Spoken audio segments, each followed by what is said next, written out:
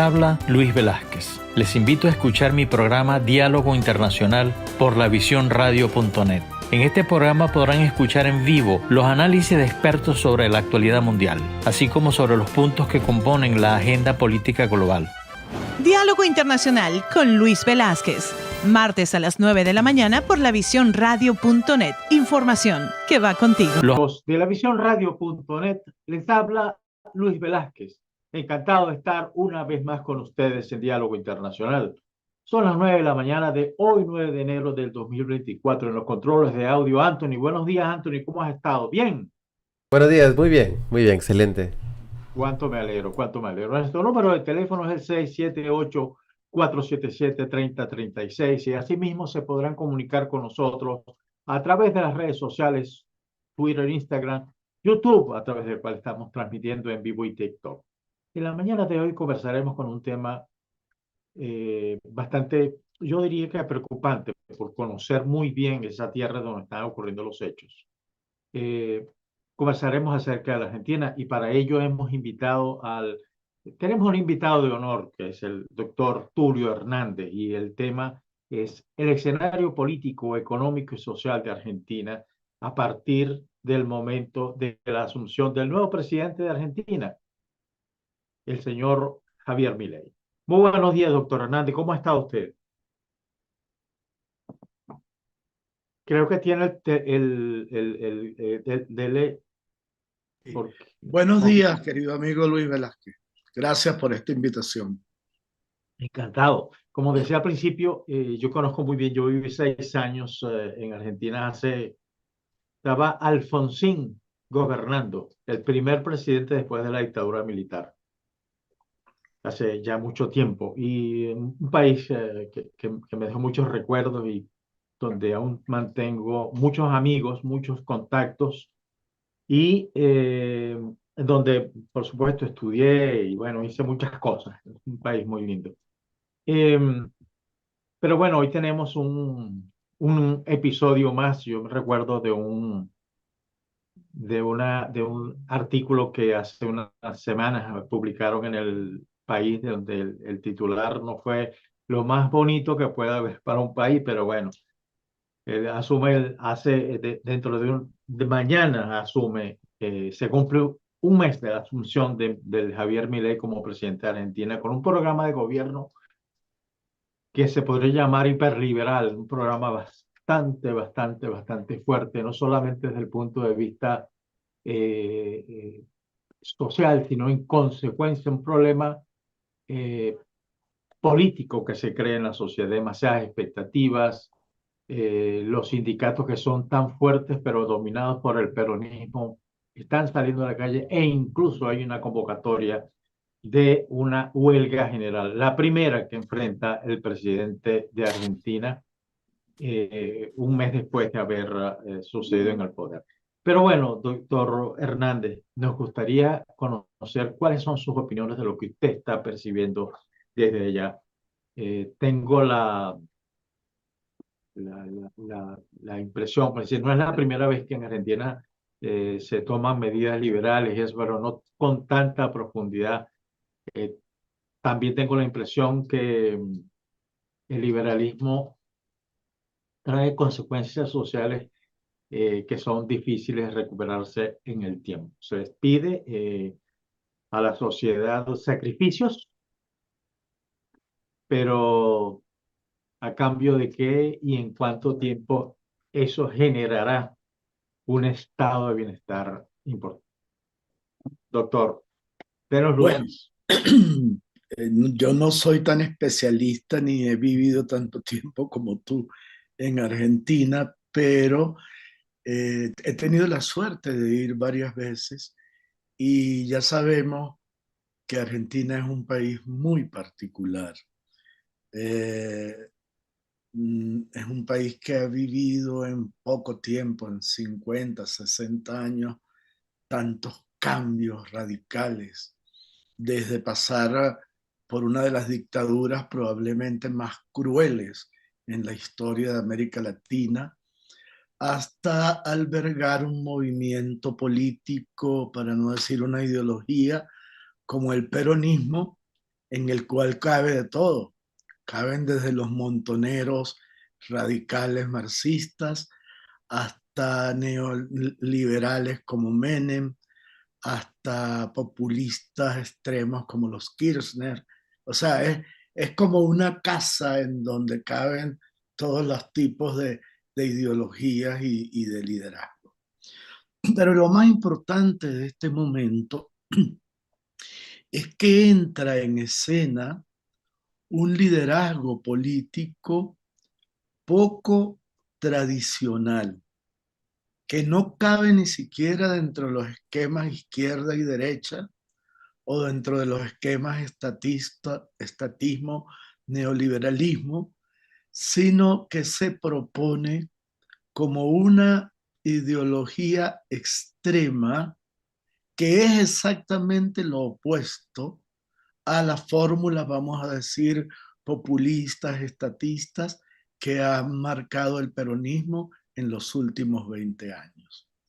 Así que es muy difícil en este momento hacer una apuesta de qué es lo que va a ocurrir en Argentina. Porque como tú bien lo señalabas, va a haber una fuerte resistencia al programa de cambios extremos que está proponiendo Milei. Pero, y aquí mi primera hipótesis, es muy importante lo que está proponiendo Milei porque cambia de alguna manera los discursos políticos dominantes en América Latina, sobre todo en Sudamérica, incluso los discursos de derecha. Él va más allá de las fórmulas convencionales de la derecha y apunta a esta especie de neoanarquismo con el cual ha inaugurado su gobierno y con el cual ya había hecho su campaña electoral.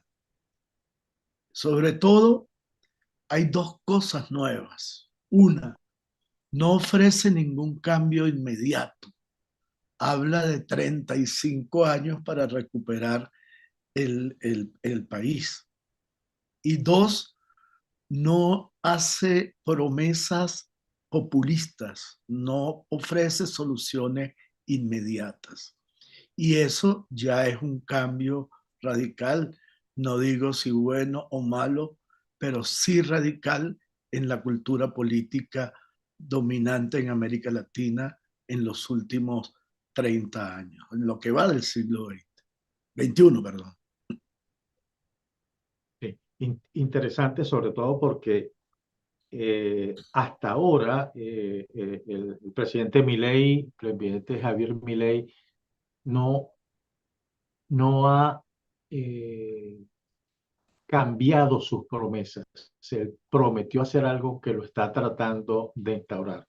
Yo le confieso prácticamente que el liberalismo a mí me llama mucho la atención. Yo a lo que le tengo miedo es a los costos sociales que eso puede implicar. Eh, yo viví eso en Argentina. Viví, por ejemplo, el caso de el doctor Alfonsín, uno de los presidentes eh, absolutamente demócrata que ha tenido ese país en casi toda su historia. Y vi cómo, por ejemplo, al son de algunas medidas liberales que tomó, con, hizo muy fuerte al grupo de empresarios locales, muy, muy fuerte, más fuerte de lo que eran, hasta el punto que eh, para que el presidente pudiera proponer, el Congreso pudiera proponer alguna solución vía decreto, había que entrar a negociar primero con los empresarios. E incluso, como la crisis era tan aguda, se impuso que los exportadores deberían de vender sus dólares por exportación al Banco Central y esa era la moneda de cambio y obligaban al presidente Alfonsín a torcer el brazo. Y eso es peligroso en cualquier país del mundo, pero mucho más peligroso en Argentina, porque como usted bien lo dijo, es un país muy particular. Y la reacción, por ejemplo, de todas estas propuestas que ha hecho el presidente Milei, dan como una introducción de lo que podría ser un poco más allá. E incluso ayer leyendo un poco más sobre el liberalismo, me encontré una afirmación que yo francamente no estoy de acuerdo, pero es válida, pues es válida, que dice que el liberalismo es para aquellos países en donde exista un gobierno fuerte, por no decir autoritario, que pudiera imponer medidas sin que la ciudadanía pueda dar una respuesta de si está de acuerdo o no con lo que está diciendo. El presidente Milei, como usted recordará, acaba de proponer una ley, una gran ley, que contiene algo así como, no sé, como 600 propuestas, 600 modificaciones en donde se derogan automáticamente alrededor de 38 leyes. eh, y eso es un golpe para aquellos que tienen, que viven del salario, es un golpe para aquellas personas que viven de una pensión, porque incluso hasta las pensiones están en juego. Ayer vi con asombro una propuesta que surgió de pechar impositivamente las, eh, las pensiones de los jubilados y de los pensionados. Eso es un problema social grave, lo que crea. Sí, nosotros los venezolanos tenemos una experiencia muy concreta que fue lo que se llamó el gran viraje en el segundo gobierno de Pérez. Y aquello que conceptualmente parecía correcto, políticamente no fue bien llevado.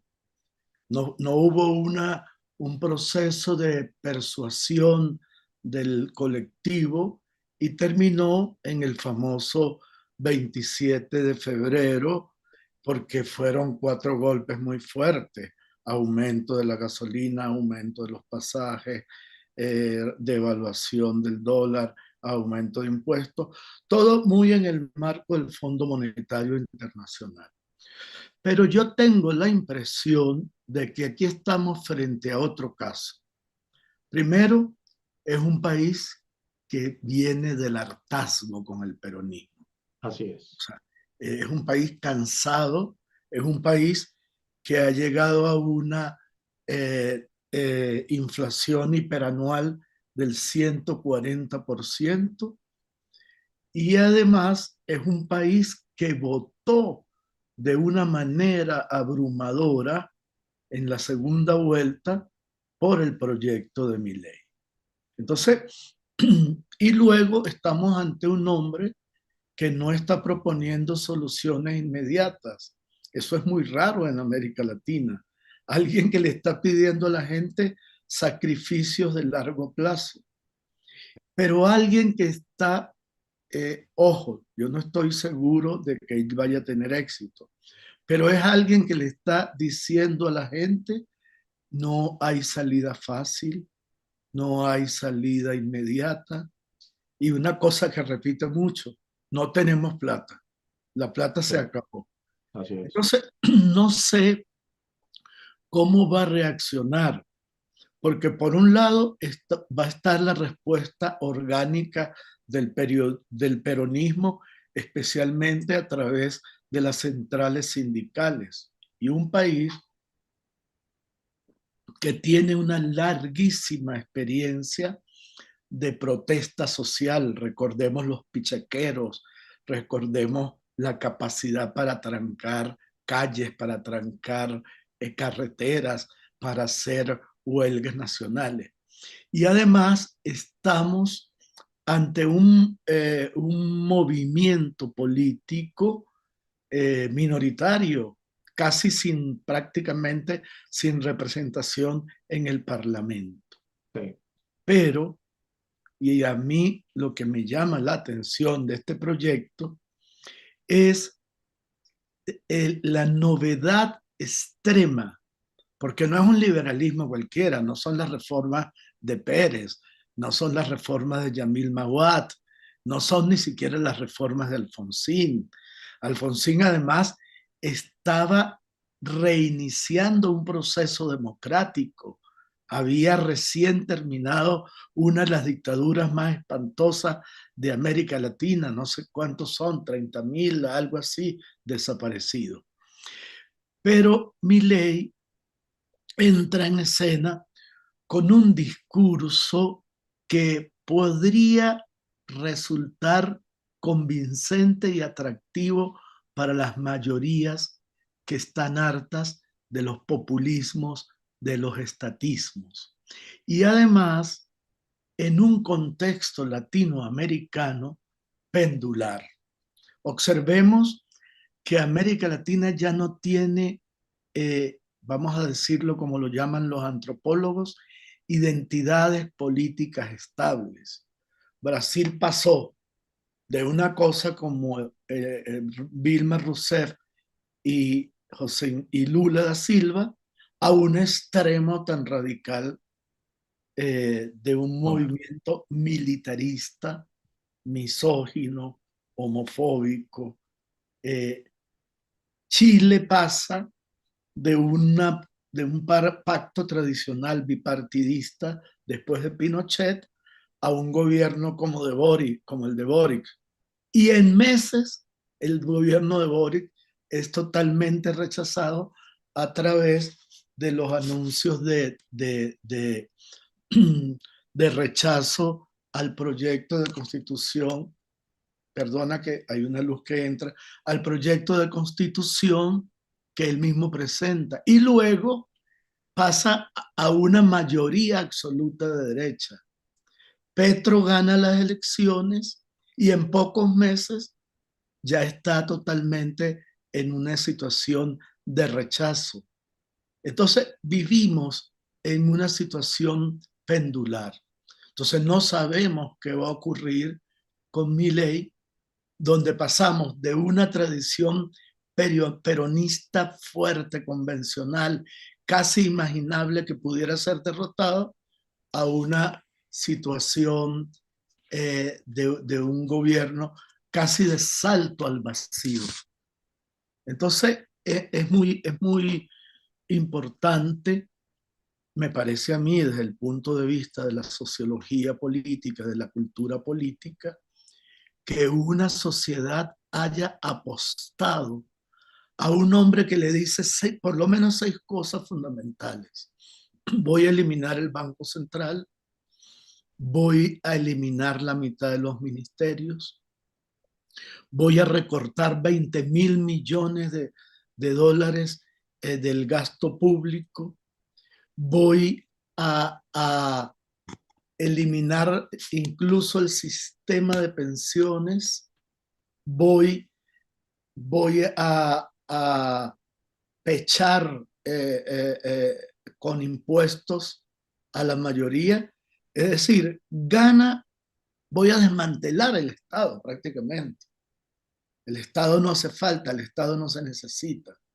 Entonces, que una propuesta como esa haya obtenido la más grande, el número mayor, el porcentaje de votos mayor de un candidato en la Argentina, nos está hablando de un cambio político, de un cambio en la cultura política extremo. Ahora, que eso se mantenga, que eso sea realizable en el contexto de un partido o de 2 partidos minoritarios en el Parlamento, eso habrá que ver. Eso es otra cosa. Habrá que ver. Si es realizable, habrá que ver. Sí, efectivamente. Él solamente tiene en el Congreso 22 parlamentarios y el resto son, él mismo los convirtió en enemigos durante la campaña que hizo, acusándolos de cualquier cosa, y eso va a ser una de las trabas que va a tener que salvar y sentarse a negociar. A lo mejor él no como presidente, pero sí su gente va a tener que sentarse a negociar y buscar la manera de sacar adelante. Yo viví en Argentina en unos momentos en donde todavía estaba bollante el país, donde la sociedad podía hacer muchas cosas, ¿no? La clase media era bastante sólida. Viví también una parte de Menem, hasta el Menem 2. Vi todas las propuestas y todas las locuras que se cometieron en ese momento y vi decaer el país por primera vez en los años que estuve ahí. Al principio no veía mendigos en la calle, pero ya con Menem comenzamos a ver gente que estaba pidiendo en la calle y que dormía en la calle. Gente que no aceptaba que le estuvieran sacando, por decirlo de alguna manera, tal y como ellos lo dicen, le estaban sacando el dinero del bolsillo, mientras la corrupción seguía campante y creciendo, porque en ese momento se hicieron fortunas muy grandes, y ni hablar de los gobiernos que siguieron en adelante, la familia Kirchner, ese clan que hizo tanto daño al país, y así sucesivamente hasta llegar a lo que viene. Eh, yo no sé, yo conozco bastante de los argentinos, pero hay una cuestión humana que yo siempre me he preguntado, y precisamente yo creo que usted es el que me va a responder esto. Yo lo he encontrado y he buscado, incluso hasta vi un documental en Netflix que se trata de la figura de Osho para llegar a una conclusión. Y la primera conclusión que llegué es que el ser humano necesita creer, creer en algo distinto, tener un poco de fuerza, más allá de que en el camino se vaya decepcionando. Pero es decir, que creó esas expectativas un número importante de jóvenes, porque sus votos fueron fundamentalmente de gente joven. Creyó en esas propuestas. Sabemos que los jóvenes tienen otros patrones muy diferentes a los nuestros, y eso es muy importante. Eh, ¿No será que el elector argentino, es decir, descreído de todo lo que pasó ahí, de lo creído del peronismo, descreído de la propuesta Macri, que no sé, que se volvió nada, eh,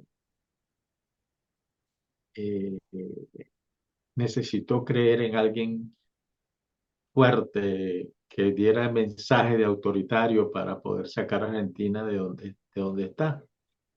¿Por qué una sociedad sigue votando a una persona, a un autoritario que lo ha hecho pasar trabajo? Mira, lo primero que hay que recordar es lo que dije al comienzo. Estamos en un momento donde no hay identidades políticas sólidas. O sea, la gente pasa de una izquierda a una derecha radical en asunto de meses.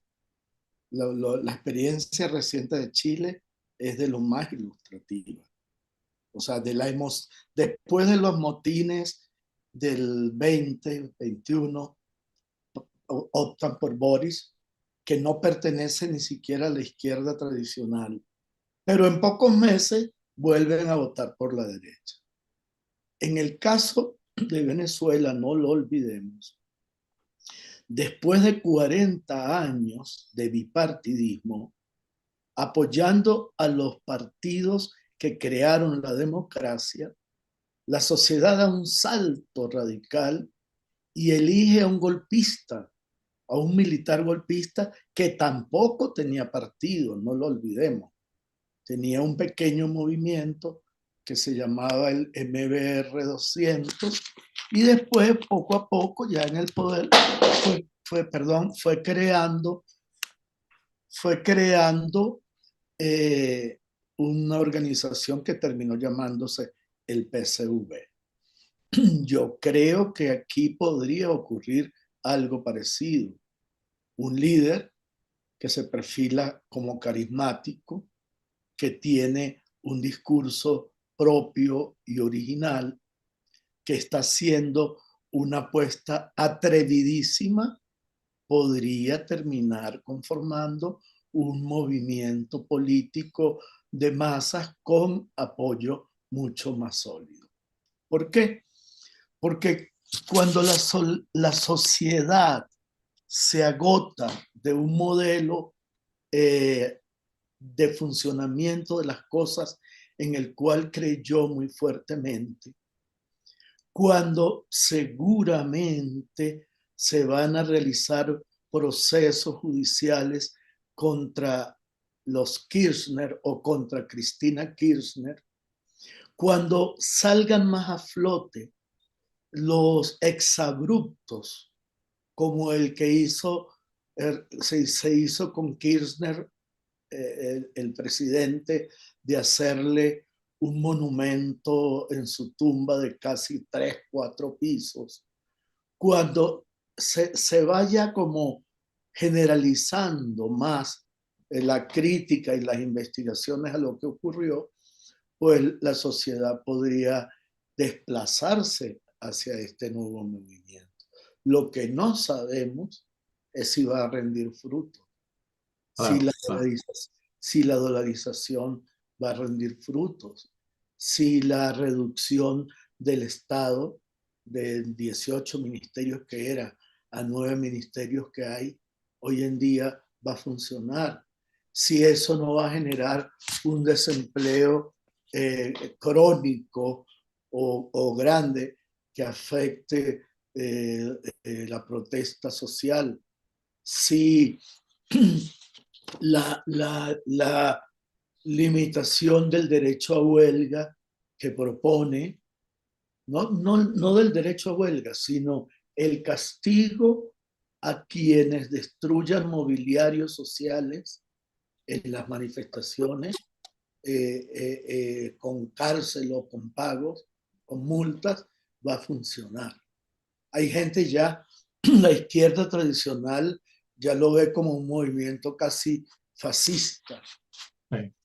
Pero mucha otra parte espera que esta salida del esquema pendular entre el estatismo populista y el neoliberalismo, que no atentaba totalmente contra el Estado, vaya a funcionar. Entonces, yo creo que estamos ante un enigma total, pero a la vez, y aquí lo digo con toda sinceridad, ante una posibilidad de salir de la inercia que tiene el pensamiento político latinoamericano, en donde fracasa la izquierda y fracasa la derecha, en donde ninguno de los dos logra resolver los 3 problemas básicos de nuestros países: la pobreza, la desigualdad social y la falta o la reducción de la democracia. Entonces, estas 3 cosas, que al fin alguien aparece con un discurso nuevo,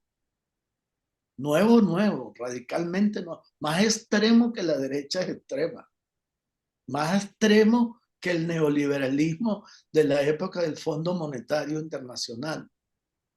¿Qué sabemos si de allí puede surgir algo realmente nuevo, algo que realmente movilice las sociedades, algo que realmente genere una economía más productiva? No lo sabemos.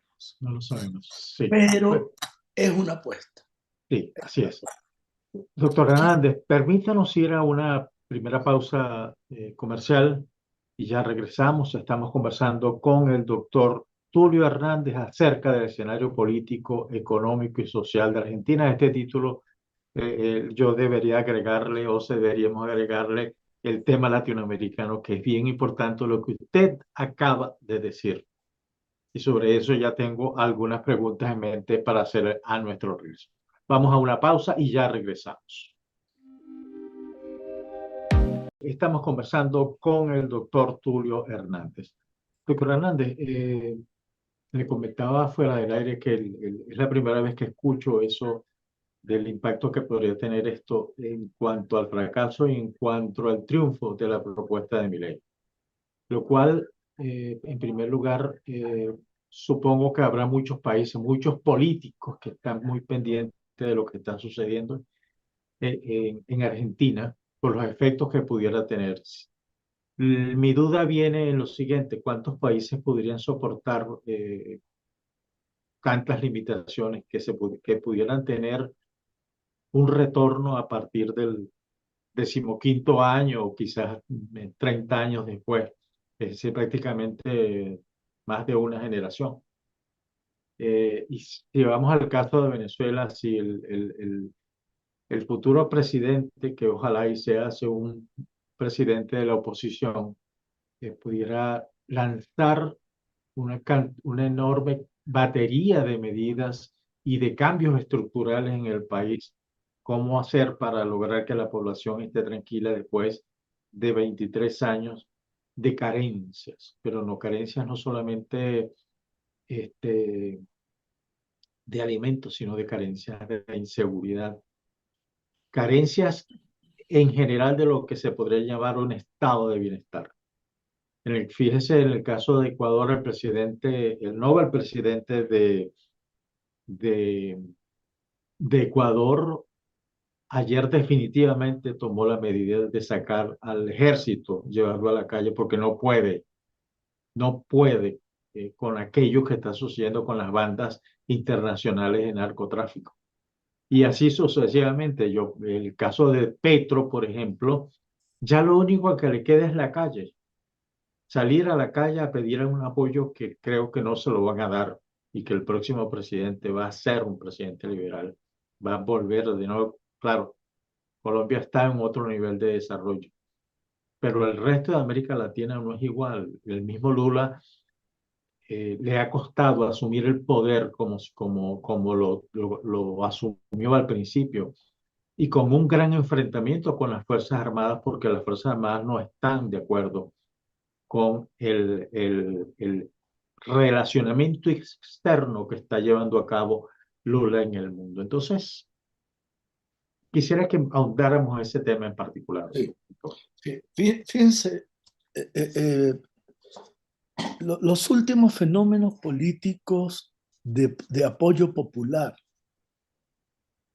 son presidentes que toman medidas radicales en algunos de los campos de la administración del país. ¿Cuál es el presidente más exitoso en este momento en América Latina? El que tiene más apoyo, Bukele. Bukele. ¿Y Sin por qué duda. lo tiene? Por medidas ultra radicales, sobre todo la que tiene que ver con la seguridad, por lo cual además por sus métodos es acusado con mucha razón por mucha gente como violador de los derechos humanos. Pero la gente quería, necesitaba, estaba desesperada por volver a un esquema de seguridad social, de paz, de tranquilidad. Pero además, todos estos liderazgos nuevos vienen del quiebre total de los sistemas de partidos tradicionales. En El Salvador, después de la guerra civil, quedaron Arena y el FMLN y fueron arrasados plenamente por Bukele. Yo tuve la posibilidad de ser observador internacional de las elecciones legislativas, y aquello era impresionante. En cada mesa donde estábamos, el partido de Bukele sacaba 70, 75, 80%. Arrasados quedaron Arena y el FMLN. En Venezuela, ¿qué ocurrió? Bueno, llegó Chávez y quedaron arrasados para siempre. Bueno, para siempre no, en política nunca hay un para siempre, pero quedaron devastados los dos partidos que habían construido la democracia, Acción Democrática y COPEI. Entonces, y el fenómeno que acaba de ocurrir en Argentina, que una figura nueva, inédita, sin experiencia de gobierno, solamente con unos años como diputado, arrase con la fuerza política, casi que con el ADN de los argentinos, que era el peronismo pues hace que pensemos en varias cosas. Y una de las cosas que tiene Argentina es que es una gran creadora de mitos, una gran creadora de pasiones, de liderazgos emocionales. Tan emocional es el amor por Maradona como el amor que tenían por Evita. Hay que leerse, si alguien quiere entender a la Argentina, debe leerse Santa Evita de Tomás Eloy Martínez, en donde describe el nivel de mitología, de pasión popular, irracional, que sentían los argentinos por Evita. También les recomiendo que vean en YouTube el entierro de Evita. Fueron creo que 20 toneladas de flores que se lanzaron a su paso. Se declaró un mes entero de pésame, de luto, y todavía hoy es una gran fascinación. Y las confusiones ideológicas. Mucha gente asocia a Perón a la izquierda, pero Perón realmente tenía tendencias más bien fascistas. Y de hecho, cuando Perón se va, después del golpe de Estado, del 55, creo, ¿a dónde se va? Se va a vivir a Venezuela, protegido por el dictador Marcos Pérez Jiménez, en una calle de la Florida que todavía muchos recuerdan. Y cuando cae Pérez Jiménez, ¿a dónde se va? Se va a vivir en la España de Franco. Entonces, estas mezclas, donde después los montoneros están bajo el peronismo pareciera en su vida original fascista, después viene Menem, que es neoliberal, y después vienen hace que sea un país muy interesante de observar en términos de cultura política y en términos de creación de mitologías colectivas, adoraciones y veneraciones. Así que no sabemos al frente de qué nos tocará vivir ahora, ¿no? Así es. Doctor Hernández, aquí hay un periodista venezolano que usted debe conocer, a quien usted debe conocer, que se llama Hugo Díaz Milano, Mm. que lo saluda muy cordialmente, y él comenta lo siguiente: las privatizaciones de empresas públicas como aerolíneas e YPF, el tema de las pensiones es complicado por la gran cantidad de adultos mayores. Se puede entender que reduzca las nóminas de la administración pública, pero tocar las pensiones para la gente mayor no será un poco duro. Es muy duro, es muy grave, es muy peligroso. Puede ser además la Argentina, como la mayor parte de los países suramericanos, ha sufrido un proceso de envejecimiento promedio de la edad de sus habitantes. Yo tengo la impresión, o sea, dentro del equipo de Milei, hay dos o tres figuras que son muy dialogantes, entre esos el ministro del Interior. Y yo tengo la impresión de que la realidad lo va a ir obligando a por lo menos suavizar algunas de sus propuestas. Porque no es fácil.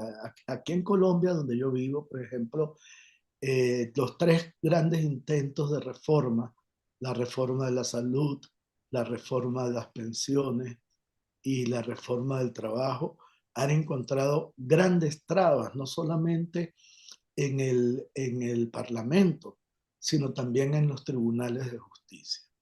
Entonces, uno de los catástrofes que generó el gran viraje en el segundo gobierno de Pérez fue haber querido hacer todas las reformas de un solo golpe. Y esto que usted mencionó, los 600 artículos del megaproyecto de transformación y de desmantelamiento del Estado que hizo Milei, ya tienen una gran resistencia.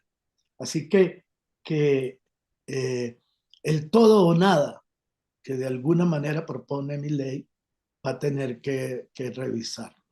Sí, Pero sí, insisto, lo interesante es, y lo importante para América Latina, es salir de ese cajón de pensamiento, de esa falta de imaginación política que ha hecho que pasemos sucesivamente de un gobierno de izquierda radical a un gobierno de derecha radical sin que ninguno de los dos logre atacar los problemas de fondo que nos hacen las sociedades más desigual de todo de todo el planeta.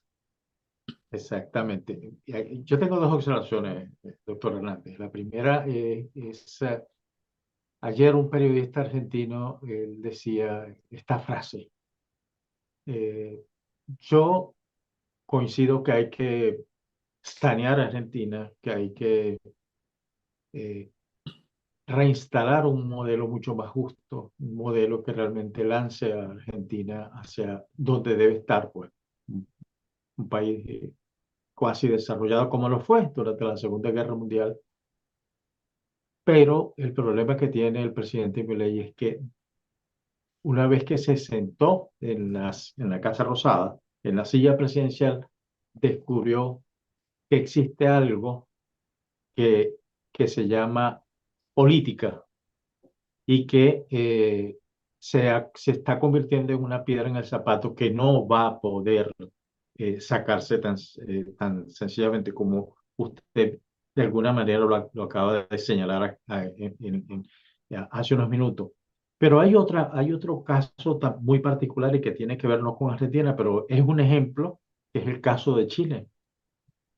Por Chile pasaron gobiernos de izquierda y gobiernos de derecha que funcionaron dentro del marco de una constitución que fue redactada durante el gobierno de Pinochet. Y se han lanzado dos propuestas de constitución que han sido rechazadas, una porque era demasiado populista y esta porque supuestamente era un poco más de derecha.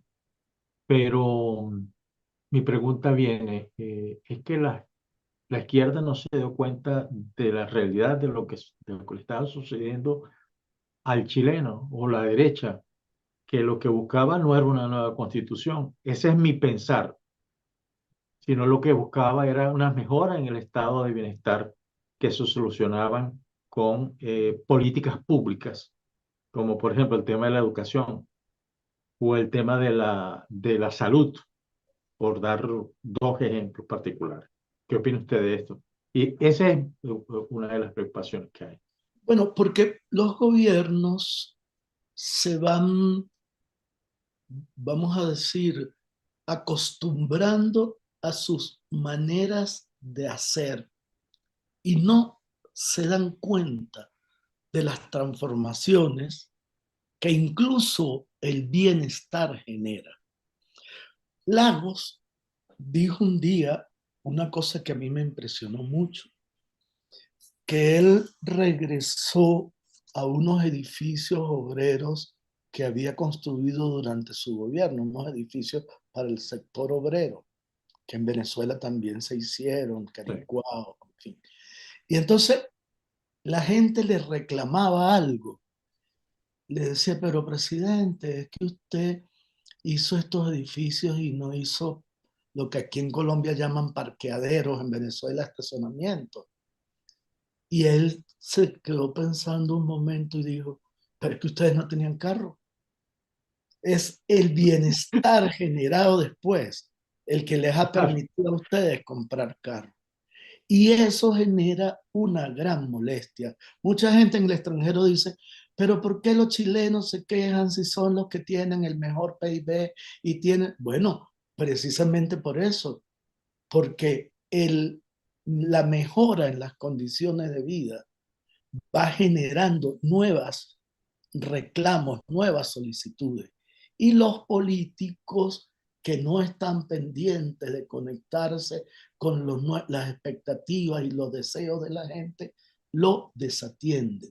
La gente dice, ¿por qué fue en Venezuela donde ocurrió este desastre llamado chavismo? Bueno, porque era uno de los países que tenían mayores expectativas de crecimiento y de bienestar. En todas las encuestas de la época, los venezolanos eran, junto con los brasileños, pero por razones distintas, los que pensaban que el futuro iba a ser mejor, que sus hijos iban a tener trabajo, que iban a ir a la universidad. Y resulta que vino aquel bajón económico de los años 90 y la gente se sintió mucho más afectada que lo que se sentiría un boliviano o un colombiano que en esa época no tenía las expectativas que tenían los venezolanos. Entonces,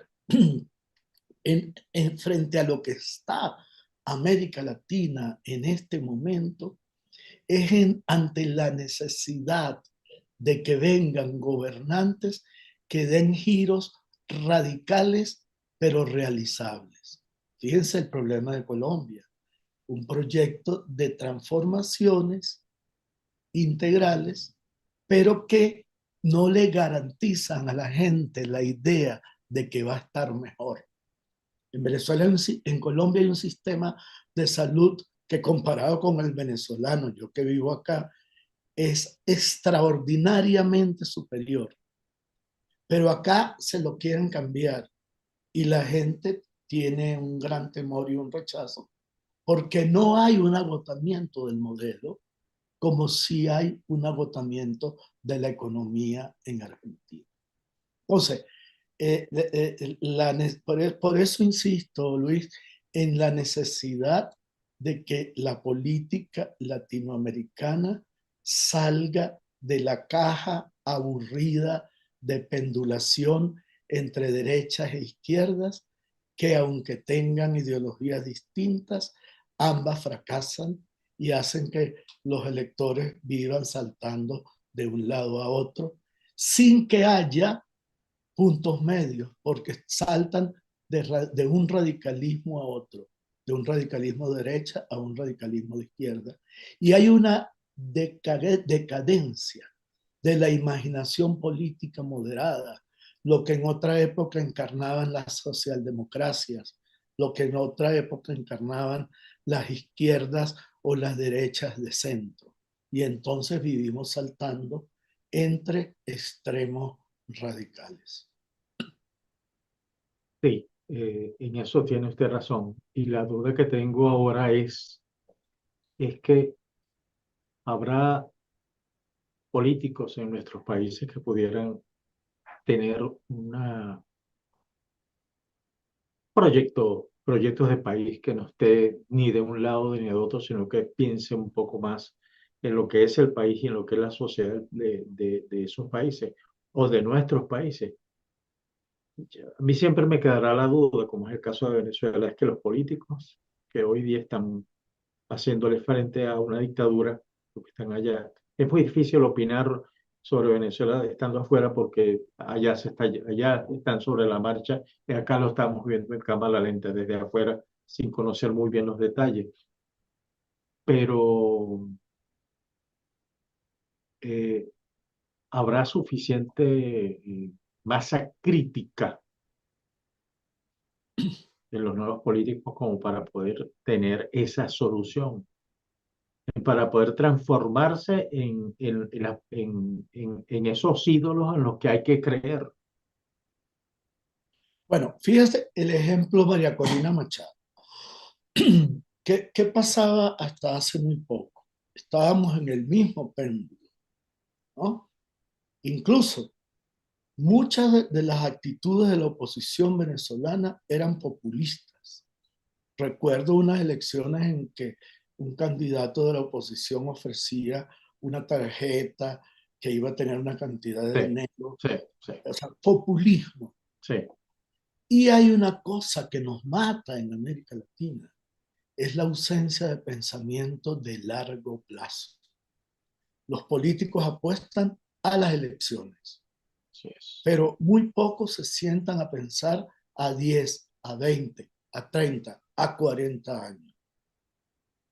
Yo siempre digo que si Gaudí, el arquitecto catalán de la Sagrada Familia, hubiese nacido en Venezuela y hubiese dicho, bueno, esta iglesia vamos a tardar 200 años en construirla, lo hubiesen colgado de los pies, decirlo mejor, 200 años, y el presidente no la voy a inaugurar yo. Bueno, entonces, esas tres cosas, tener proyectos, tener pensamiento de largo plazo y atreverse a anunciarle a la gente que vamos a pasar dificultades, son poco usuales en América Latina. Por eso me parece importante algunas cosas que ha hecho María Corina Machado, como presentar una idea que a los venezolanos les parece espantosa, que la industria petrolera pueda privatizarse, porque siempre nos han hecho creer que es del pueblo y Sí, casi sí. que cada uno de nosotros nos toca un barrilito de petróleo que nos lo tienen que dar. Bueno, son ideas que hay que explorar. Tenemos que salir, porque en el fondo hasta la derecha latinoamericana es estatista, es populista, es clientelista. Entonces, por eso insisto y le doy el derecho a la duda a Milei de que, bueno, no estoy seguro, hay cosas que no me gustan totalmente, sobre todo las que tienen que ver con los derechos sociales, el Sí. derecho a la protesta, el respeto a las diversidades de género, pero quizás en lo esencial, que es el debate de fondo, ¿cuál es el papel del Estado en las economías? Nosotros hemos visto cómo el exceso de regulación estatal acabó con el aparato productivo venezolano y acabó con la democracia y acabó con las libertades civiles. Bueno, no sé si el otro extremo sea el que necesitamos, pero por lo menos a mí me encanta aquella frase de tanto mercado como sea posible y tanto Estado como sea necesario. Pero no Yes. sé, de repente Milei descubre una fórmula y esa fórmula, si es exitosa, va a producir un impacto profundo en la forma de pensar la política y la administración gubernamental en América Latina. Sí, sí. A mí me gusta mucho esa frase también, pero es decir, lo que salta ahora es la necesidad de mayor comunicación entre el presidente y la sociedad, pero sobre todo entre el presidente y el estamento político que se puede convertir en un enemigo, incluso hasta con la justicia. Hay que tener, como dicen en Venezuela, suficiente mano izquierda como para poder lograr que al menos una parte del proyecto salga y que ese país pueda salir de donde está. Yo le digo, yo viví en Argentina desde que el argentino gastaba 12 pares de zapatos al año, hasta cuando salí, que el argentino solamente podía utilizar un solo zapato, un solo par de zapatos al año, en donde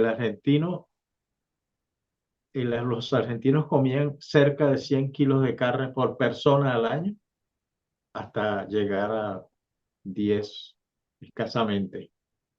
Y eso Sí, pues, Argentina viví, yo viví, pasé un tiempo en un hotel por ahí cerca de Corrientes, por cierto, se llamaba Liberty, y lo más asombroso es que había allí en el lobby unas tiendas y en la mañana un zapato, ya que estaba hablando de zapatos, costaba, por ejemplo, 100.000. Y en la noche, cuando yo regresaba después del seminario donde estaba, costaba 140.000. sí, sí. Entonces, Argentina ha vivido cosas espantosas económicamente, pero a la vez Argentina es un país con un potencial extraordinario, con Enorme.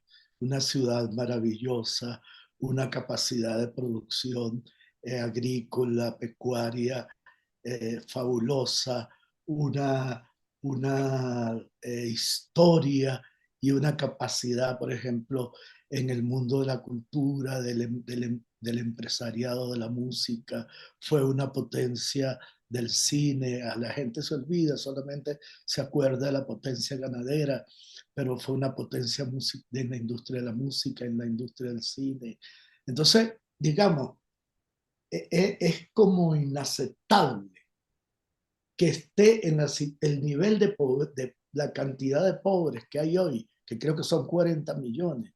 Sí. O sea, es inaceptable. Y por eso la gente se cansó, votó contra el peronismo, votó por un salto al vacío y no sabemos qué va a resultar. Que va a resolver.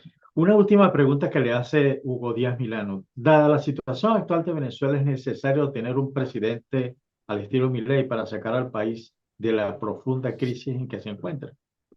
Yo no sé si un presidente al estilo Milei, porque además Milei es un personaje. Fíjense que él actuaba, y digo actuar en el sentido teatral del término, de una manera mientras era candidato, y lo he visto ahora en unas entrevistas, serísimo, prudente, o sea, es otro ser humano. Pero sí Venezuela necesita un liderazgo que se libere de las que para mí son las 4 grandes patologías nacionales. Uno, el estatismo. La idea del Estado mágico del que hablaba Cabrujas, en donde el presidente no es un estadista, sino un prestidigitador que saca conejos de un sombrero. Como Pérez, en 5 años estaremos produciendo Sí. tractores, aviones. Como Chávez, en 10 años seremos una potencia mundial. Seremos el país más próspero de todo el planeta. No, no. Necesitamos gobernantes que entiendan que el Estado es un instrumento y no un aparato de prestidigitación, perdonen. Segundo, que nos liberemos del militarismo, porque hasta los gobiernos democráticos han sido militaristas. Yo he estado en elecciones en muchísimos países y en ninguno el ejército es el encargado de administrar las elecciones. Yes. Tercero, nos liberemos del personalismo, de la creencia de que un solo hombre es el que crea patria. Y eso implica liberarnos del bolivarianismo, la creencia de que toda la patria venezolana fue creada por un solo hombre y ese hombre merece ser reconocido permanentemente y en todas las plazas tiene que haber un monumento de ese hombre y todos los actos deben terminar con una corona a ese hombre. Y cuarto, confiemos más en la iniciativa individual. Y ese es el liberalismo. Y necesitamos gobiernos mucho más liberales, menos populistas, menos estatistas, menos rentistas, menos clientelares. Pero para eso se necesita pensamiento de largo plazo y visión profunda de la economía. Hace tiempo que en Venezuela no hacen cosas de largo plazo, como lo que significó el Guri en los años 60. Por ejemplo. Para proveer de energía eléctrica al país por muchos años, o como lo que significó el metro, Sí. que fueron 20 años de trabajo, donde los partidos políticos no intervenían en las juntas directivas del metro. Sí. Esos dos Sí. modelos Sí. deberían ser parte del pensamiento político de un futuro presidente que piense no en el poder, sino en el bienestar de la nación y en las libertades democráticas. Así es. Como decía Winston Churchill, los políticos debemos pensar en generaciones, no en elecciones. Muy bien, muy bien. Doctor Arturo Hernández, una vez más le agradezco mucho. Nos ha dado una clase magistral, y me permite que se lo diga.